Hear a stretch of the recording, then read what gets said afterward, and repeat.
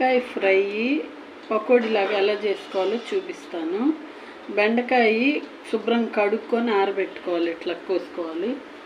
ఒకటి బియ్యం పిండి వేసుకోవాలి, తర్వాత ఉప్మా రవ్వ సూచి అది వేసుకోవాలి, తర్వాత శనగపిండి కొంచెం వేసుకోవాలి, తర్వాత అల్లం వెల్లుల్లి పేస్టు వేసుకోవాలి, కారం ఇట్లాగా వేసుకొని ఇవన్నీ ఇట్లా కలుపుకోవాలి.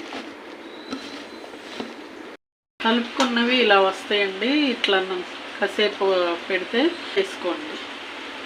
ఇట్లా వేసేయండి. సిమ్ము కాదు, హై కాదు, మధ్యలో పెట్టండి. ఫ్రై ఇంత బాగా వచ్చిందండి, క్రిస్పీగా వచ్చింది. ఇదిగోండి ముక్క కూడా చూడండి ఎట్లా వచ్చిందో. తర్వాత కరివేపాకు వేసుకోండి, శనగిత్తనాలు వేయించుకోండి. దీంట్లో కాంబినేషన్గా పప్పుచారు చేసా. ఇదిగోండి పప్పుచారు.